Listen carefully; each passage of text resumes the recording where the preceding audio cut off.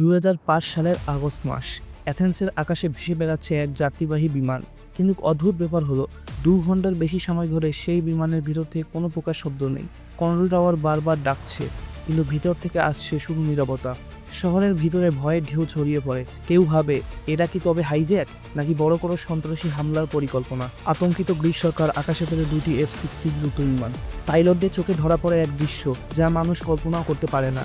একটা দৃশ্য যেটা পুরো পৃথিবীকে স্তম্ভিত করে দিয়েছিল। কি ছিল সেই দৃশ্য?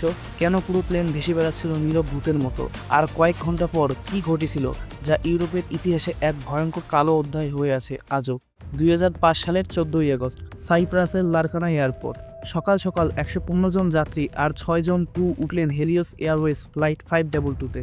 গন্তব্য চেক রিপাবলিকের প্রাগ। তবে তার আগে প্লেন নামবে অ্যাথেন্সে, ছোট্ট একটা স্টপ ওভার করার জন্য। সেদিন ছিল গ্রীষ্মকালীন ছুটি। বেশিরভাগ যাত্রীই যাচ্ছিলেন ছুটি কাটাতে পরিবার পরিজন নিয়ে। শিশুরা জানালা দিয়ে আকাশের দিকে তাকিয়ে উত্তেজনায় মেতে উঠেছিল। সবকিছুই ছিল একবারে স্বাভাবিক, অন্তত তখন পর্যন্ত।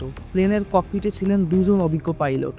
ক্যাপ্টেনের আকাশে ওড়ার অভিজ্ঞতা ছিল প্রায় ১৭,০০০ ঘন্টা, এবং ফার্স্ট অফিসারেরও ৭,০০০ ঘন্টার বেশি ফ্লাইট আওয়ার্স। অভিজ্ঞতার দিক দিয়ে কোনো ঘাটতি ছিল না।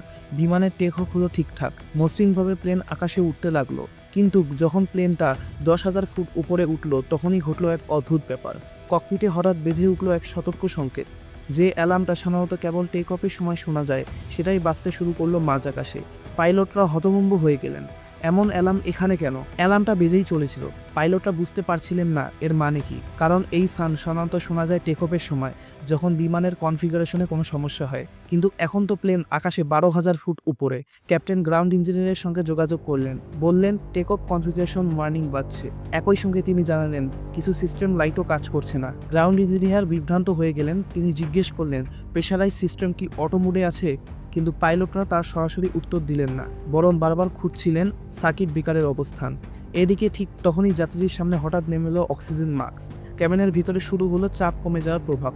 কিন্তু ককপিটে বসা ২ জন পাইলট বুঝতে পারছিলেন না আসল সমস্যাটা কোথায়। তারপর যোগাযোগ একবারে বন্ধ হয়ে গেল। রেডিও নিস্তব্ধ। বারবার ডাকা হলো, কোনো সাড়া নেই। বিমানের ভেতরে যেন নেমে এলো এক ভয়ঙ্কর নীরবতা। বিমানের সঙ্গে যোগাযোগ বন্ধ হয়ে যাওয়ার পর আতঙ্ক ছড়িয়ে পড়ে। নিয়মিত কল, এমার্জেন্সি ফ্রিকোয়েন্সি, কোথাও কোনো উত্তর নেই। তখনই গ্রিক এয়ারফোর্স আকাশে তোলে ২টি F-16 ফাইটার জেট। যুদ্ধবিমান দুটি ধীরে ধীরে কাছে এলো সেই যাত্রীবাহী বিমানের। ভিতরে উঁকি দিয়ে যা দেখা গেল, সেটা যেন কোনো হরর মুভির দৃশ্য।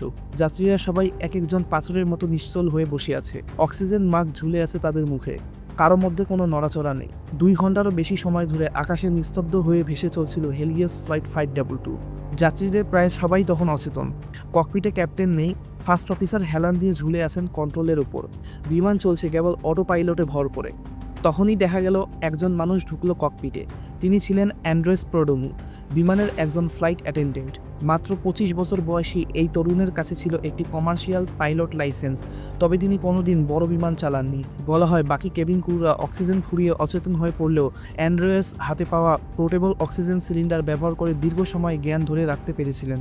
হয়তো কয়েক ঘন্টা পরে শেষ শক্তি সঞ্চয় করে তিনি ককপিটে ঢুকতে সক্ষম হন।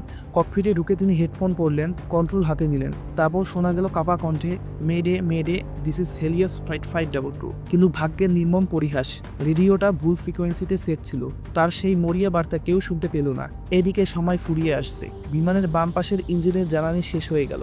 মুহূর্তের মধ্যে সেটি বন্ধ হয়ে গেল। বিমান হঠাৎ বাঁ দিকে নামতে শুরু করলো। ফাইটার জেটের পাইলটরা হাত নেড়ে সংকেত দিলেন এবং বোঝালেন, আমাকে অনুসরণ করো, এয়ারপোর্টে নামো। অ্যান্ড্রেসও হাত দিয়ে ইশারা করলেন, কিন্তু তিনি আর পরিস্থিতি সামলাতে পারলেন না। অল্প সময়ের মধ্যেই ডান পাশের ইঞ্জিনও থেমে গেল। এবার বিমানের কাছে আর কোনো বিকল্প রইল না। ৯টা বাজতে কয়েক মিনিট বাকি। তখনই হেলিওস ফ্লাইট 522 ধাক্কা খেল অ্যাথেন্সের উত্তর পাহাড়ে। মুহূর্তেই আগুনে ভস্মীভূত হলো চারপাশ। একই সঙ্গে শেষ হলো ১২১টি প্রাণ। তদন্তে যা বের হলো তা ছিল অবিশ্বাস্য। মাত্র একটি ছোট্ট ভুল, প্রেশারাইজ সিস্টেমের একটি সুইচ, যা আগের রাতে মেইনটেন্যান্সের পর অটো থেকে ফেরানো হয়নি। আর সেই ছোট্ট ভুলের কারণে পুরো কেবিনের বাতাসের চাপ কমে গিয়েছিল। পাইলটরা ভেবেছিলেন এটি টেক অফ কনফিগারেশন অ্যালার্ম, তাই ভুল বুঝে ভুল পদক্ষেপ নিয়েছিলেন, যার ফলে সবাই হাইপক্সিয়ায় আক্রান্ত হন। অক্সিজেনের অভাবে তারা ধীরে ধীরে বিভ্রান্ত হয়ে পড়েন, অচেতন হয়ে যান। একটি ভুল বোঝাবুঝি, একটি সুইচ, আর তার ফলাফল ইউরোপের অন্যতম ভয়ঙ্কর বিমান দুর্ঘটনা। পরে নতুন নিয়ম আনা হলো, পাইলটদের ট্রেনিংয়ে যোগ করা হলো হাইপক্সিয়ার মোকাবেলার অনুশীলন। বোয়িংও পরিবর্তন করলো সেই অ্যালার্ম সিস্টেম, যাতে ভবিষ্যতে একই ভুল আর না ঘটে। আপনার কি মনে হয়, যদি অ্যান্ড্রেস পারডুমুর কাছে আরও সময় থাকতো, তিনি কি সেই বিমানটিকে বাঁচাতে পারতেন? কমেন্টে আপনার মতামত লিখে জানাতে ভুলবেন না। আর যদি গল্পটা আপনাকে স্পর্শ করে থাকে, তাহলে একবার শেয়ার করুন, কারণ হয়তো আপনার শেয়ারের মাধ্যমে কেউ নতুন করে জানতে পারবে ঘোস্ট প্লেন হেলিওস 522 এর মর্মান্তিক কাহিনী। আমাদের সঙ্গেই থাকুন, কারণ সামনে আরও চমকপ্রদ গল্প আসছে।